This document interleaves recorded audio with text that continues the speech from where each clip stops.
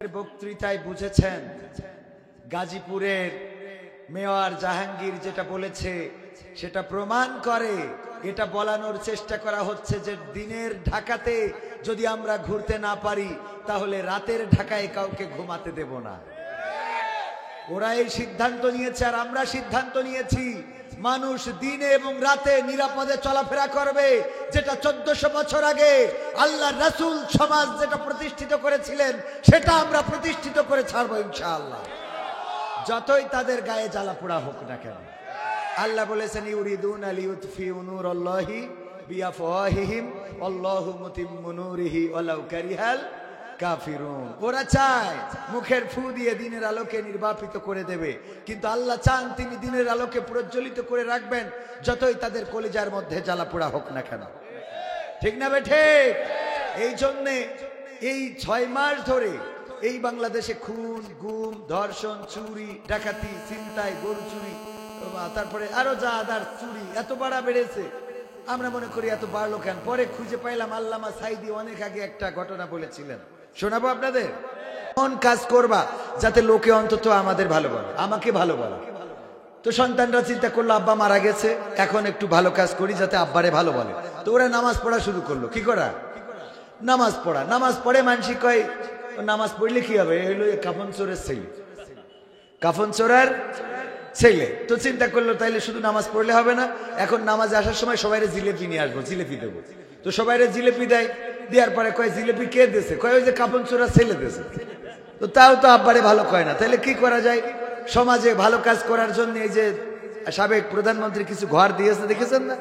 এরকম কিছু বস্ত্রহীনদের বস্ত্র, আবাসন যাদের নাই তাদের আবাসনের ব্যবস্থা, এইগুলো করে। জিজ্ঞেস করে তোমার তো ঘর ছিল না, কে করে দিয়েছে? কয় ওই যে কাফন চোরা ছেলে করে দিয়েছে। তাও তো আব্বারে ভালো কয় না।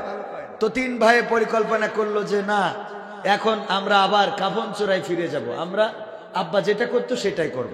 তো সবাই আবার কাফন চুরি শুরু করে দিল। দেওয়ার পরে লোকেরা বলে কাফন চোরের ছেলে কাফন চোর হয়েছে, তাও তো আব্বারে ভালো বলে না, বলে। এরপরে সিদ্ধান্ত নিল ঠিক আছে এখন আর শুধু কাফন চুরি করব না, এখন যেটা করব সেটা হলো কাফন চুরি করব তো করব, এই লাশটারে তুলে পাছার মধ্যে বাঁশ দিয়ে কুমিল্লার চৌরাস্তায় টানায় রাখবে। এরপরে যখন কবর থেকে কাফন চুরি করতো সাথে লাশটা উঠাইতো, এটার একটা বাঁশ ভরে দিয়ে আপনাদের কুমিল্লার চৌরাস্তায় বা 0 পয়েন্টে মোটামুটি টানায় রাখতো। মানুষে বলা শুরু করলো এর থেকে তো এদের আব্বা ভালো ছিল। কথা কি বোঝা গেছে? এদের থেকে তো এদের আব্বা ভালো ছিল। তখন ওরা বলতেছে যাক আলহামদুলিল্লাহ আজকে আমরা সাকসেস, আব্বারে তো ভালো বলেছে, ঠিক না?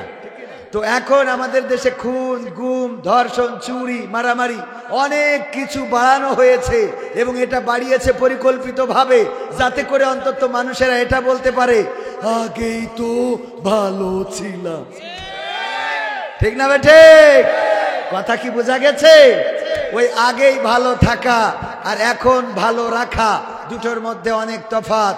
আমাদের সব, আমি মাঝে মাঝে উদাহরণ দিতে যেয়ে বলি, স্ত্রীর সব দিলেন কিন্তু রাত্রে স্ত্রীর কাছে ঘুমান না, এই বউ থাকবে? তো আমাদের মেট্রো রেল দেন, পদ্মা সেতু দেন, রাস্তা দেন, কলকারখানা দেন, ব্রিজ দেন, কিন্তু আমাদের কথা বলার স্বাধীনতা দেন নাই।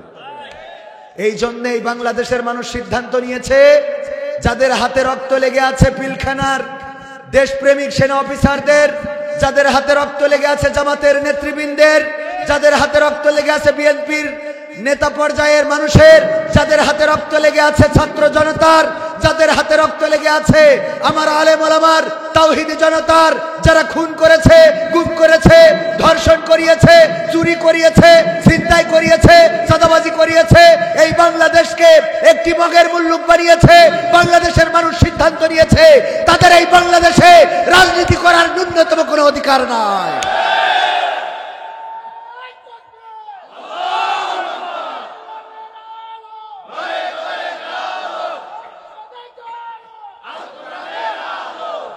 সংগ্রামী তাওহীদি জনতা, আমি শুরুতেই বলতে চাই সাহস নিয়ে দাঁড়িয়েছ তাই মুক্ত হয়েছে জমিন,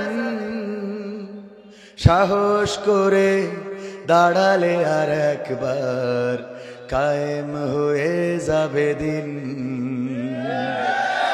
সাহস নিয়ে দাঁড়িয়েছ তাই মুক্ত হয়েছে জমিন, সাহস করে দাঁড়ালে আর একবার কায়েম হয়ে যাবে দিন। নয় নয় নয় আর কোনো ভয়, আনতে হবে দিনের বিজয়। নয় নয় নয় আর কোনো ভয়, আনতে হবে দিনের বিজয়, দিনের বিজয়। যারা ভেবেছিল ছাড়বে না আর ক্ষমতার ওই মাসনদ, দেখেছে তারা রবের পাকড়াও কি করে করে নাস্তানাবুদ।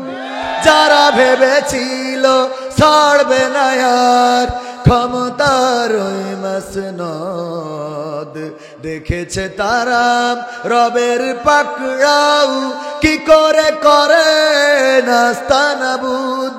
তাই নয় নয় নয় আর কোনো ভয়, আনতে হবে দিনের বিজয়, দিনের বিজয়। মানুষের সাথে যারা করেছে দুশ্মনী, করেছে বাড়াবাড়ি, দেশের বুকে তাদের হয়নি তো জায়গা, যেতে হলো মামার বাড়ি। মানুষের সাথে যারা করেছে দুশ্মনী, করেছে বাড়াবাড়ি, দেশের বুকে তাদের হয়নি তো জায়গা, যেতে হলো মামার বাড়ি। তাই নয় নয় নয় আর কোনো ভয়, আনতে হবে দিনের বিজয়, দিনের বিজয়। কাবা রক্ষাই যেই মহারব পাঠিয়েছিলেন আবাবিল, আজও তিনি দয়াময় তেমনই আছে, বদলেনি তো এক তিল। কাবা রক্ষাই যেই মহারব পাঠিয়েছিলেন আবাবিল, আজও তিনি দয়াময় তেমনই আছে, বদলেনি তো এক তিল। তাই নয় নয় নয় আর কোনো ভয়, আনতে হবে দিনের বিজয়, দিনের বিজয়। সাহস নিয়ে দাঁড়িয়েছ তাই মুক্ত হয়েছে জমিন, সাহস করে দাঁড়ালে আর একবার কায়েম হয়ে যাবে দিন।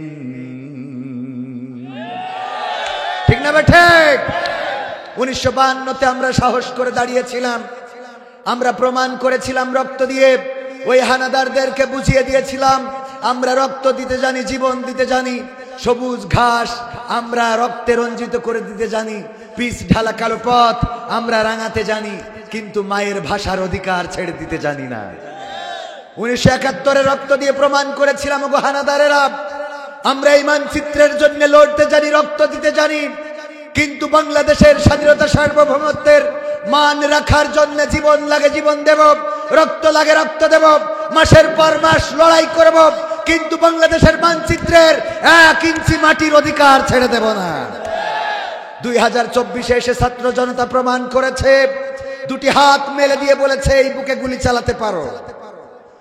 আমরা পানি তোমাদের জন্য পানি নিয়ে এসেছি, বিস্কিট নিয়ে এসেছি, আমরা তোমাদের দিকে পানি দিতে চাই, আমরা তোমাদেরকে বিস্কিট খাওয়াতে চাই, কিন্তু মনে রেখো এই বুক তোমাদের জন্য আলগা করে রেখেছি তোমাদের বুলেট ধারণ করার জন্য, বিনিময়ে